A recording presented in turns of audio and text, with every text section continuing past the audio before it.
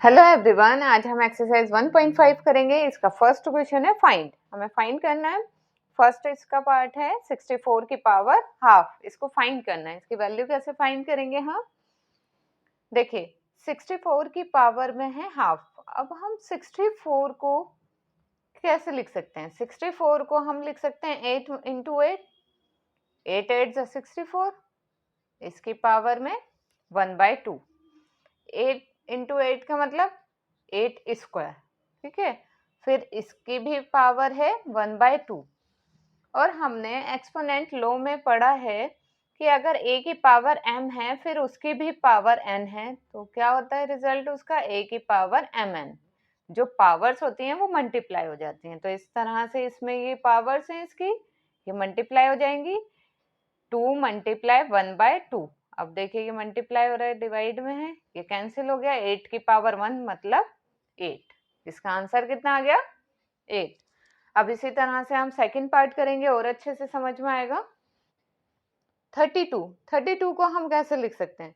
देखिए पहले 32 के फैक्टर्स बना लेंगे हम। 32 के फैक्टर्स बनाएंगे तो क्या आएगा? मैं यहाँ बनाकर दिखा देती हूँ। 2 8 16, 2 4 8, 2 2 4, 2 1 2। ठीक है। कितने बार? 5 टाइम 2 को मल्टीप्लाई करने पर कितना आ जाएगा? 32। तो मैं इसको लिख सकती हूँ 2 इंटू 2 इंटू 2 इंटू 2 इंटू 2। ठीक है। इसकी पावर में 1/5। अब ये क्या है? 2 की पावर 5 हो जाएगा ये। फिर इसकी भी पावर है 1/5। अब पावर में पावर होती है तो मल्टीप्लाई हो जाता है, जैसे ये था एक्सपोनेंट लो। तो 2 की पावर में 5 मल्टीप्लाई 1/5। 5 से 5 कैंसिल हो जाएगा। 2 की पावर 1 मतलब 2। क्लियर हुआ? अब थर्ड पार्ट करेंगे 125। 125 को भी हम फैक्टराइजेशन से करके देखते हैं एक बार। 5 से करेंगे। 5 2 10, 5 5 25, 5 5 25, 5 1 5। इसका मतलब 125 को हम लिख सकते हैं 5 मल्टीप्लाई 5 मल्टीप्लाई 5। इसकी भी पावर 1/3। तो 5 की पावर 3, फिर उसकी पावर में 1/3। अब ये मल्टीप्लाई हो जाएगा। 3 मल्टीप्लाई 1/3, 3 से 3 कैंसिल हो गया। 5 की पावर 1 मतलब 5। इसका आंसर कितना आ गया? 5। अब इसका नेक्स्ट क्वेश्चन करेंगे। अब सेकंड क्वेश्चन है फाइंड। इसमें भी फाइंड करना है हमें वैल्यूज इनकी सबकी। अब इसका फर्स्ट पार्ट है 9 की पावर 3/2। अब इसको कैसे सॉल्व करेंगे? पहले हम 9 के फैक्टर्स बनाएंगे। 9 को हम लिख सकते हैं 3 मल्टीप्लाई 3 या 3 का स्क्वायर। हम 9 को लिख सकते हैं 3 का स्क्वायर। 3 3 9 होता है। फिर इसकी भी पावर में है 3/2। और ये अभी हमने किया है, अगर a की पावर m और फिर उसकी भी पावर n होती है तो लो क्या होता है? a की पावर mn। मल्टीप्लाई हो जाती है पावर पावर से, तो ये मल्टीप्लाई हो जाएगा। 3 की पावर में 2 मल्टीप्लाई 3/2। ठीक है। ये 2 से 2 कैंसिल हो जाएगा। तो यहाँ क्या आएगा? 3 की पावर 3। 3 की पावर 3 का मतलब 3 को 3 टाइम्स मल्टीप्लाई करना है। 3 को 3 टाइम्स मल्टीप्लाई करेंगे। 3 मल्टीप्लाई 3 मल्टीप्लाई 3, तो आंसर कितना आ जाएगा इसका? 27। क्लियर? अब इसका सेकंड पार्ट 32 की पावर 2/5। अब हमने इसका फर्स्ट पार्ट में भी किया था। 32 को हम क्या लिख सकते हैं? 2 की पावर में 5। 2 को 5 टाइम मल्टीप्लाई करेंगे तो 32 आ जाएगा। 2 की पावर में 5 और फिर इसकी पावर है 2/5। अब ये यही वाला लो इसमें लग जाएगा। पावर में पावर है तो ये मल्टीप्लाई हो जाएगा। मल्टीप्लाई 2/5। 5 से 5 कैंसिल हो गया तो ये क्या बचा? 2 की पावर 2। 2 को 2 टाइम्स मल्टीप्लाई करेंगे तो क्या आ जाएगा आंसर इसका? 4। 2 2 4। क्लियर? अब इसका थर्ड पार्ट 16 की पावर 3/2। 4। 16 को हम क्या लिख सकते हैं? अब देखिए 16 को मैं लिख सकती हूँ 2 की पावर 4। ठीक है, 2 को 4 टाइम्स मल्टीप्लाई करूंगी तो क्या आ जाएगा? 16। और फिर इसकी होल पावर है 3/4। ये मल्टीप्लाई हो जाएगी पावर, 4 इंटू 3/4। 4 से 4 कैंसिल हो गया, तो ये आ गया 2 की पावर में 3। ठीक है, 2 की पावर 3 का मतलब 2 जो है 3 टाइम्स मल्टीप्लाई हो रहा है। आंसर क्या आ जाएगा इसका? 8। अब इसका फोर्थ पार्ट, 125 की पावर -1/3। अब 125 को हम लिख सकते हैं 5 की पावर 3, फिर इसकी होल पावर -1/3। ये मल्टीप्लाई हो जाएगी, पावर में पावर है तो 3 मल्टीप्लाई 1/-1/3। 3 से 3 कैंसिल हो गया, ये आ गया 5 की पावर -1।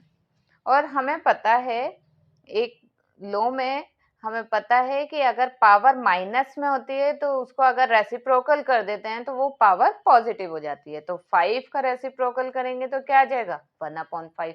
और पावर माइनस में थी, अब नीचे आके ये पॉजिटिव हो गई, तो इसका आंसर आ गया 1/5। और ये कौन सा लो है? अगर a की पावर में -n है तो ये a जो होता है वो रेसिप्रोकल हो जाता है और पावर पॉजिटिव हो जाती है। क्लियर? क्वेश्चन नंबर 3 है सिंप्लीफाई। फर्स्ट पार्ट है 2 की पावर में 2/3 इंटू 2 की पावर 1/5। अब इस तरह के क्वेश्चन हम कैसे सिंप्लीफाई करेंगे? पहले हम देखेंगे इसमें कोई सा एक्सपोनेंट लो लग रहा है या नहीं। अब यहाँ पर बेस तो सेम है, पावर्स डिफरेंट है और मल्टीप्लाई हो रहा है, तो कौन सा लो होता है ये? कि अगर a की पावर m है और वो मल्टीप्लाई हो रहा है a की पावर n से, बेस सेम है, पावर डिफरेंस है और मल्टीप्लाई में है, तो पावर्स ऐड हो जाती हैं। यही था हमारा लो कि अगर बेस सेम है और मल्टीप्लाई में तो पावर्स ऐड हो जाती हैं। अगर डिवाइड में होती हैं तो पावर माइनस में, लेकिन यहाँ क्या है? मल्टीप्लाई में है तो पावर्स क्या होंगी? ऐड हो जाएंगी और बेस वही रहेगा, 2 बेस रहेगा, पावर्स ऐड हो जाएंगी। ठीक है, अब इसको सॉल्व करेंगे, पावर्स को इनके बीच में एलसीएम ले लेंगे। ये 2/3 है, ये 1/5, एलसीएम लेंगे 3 और 5 का, कितना आ जाएगा? 15।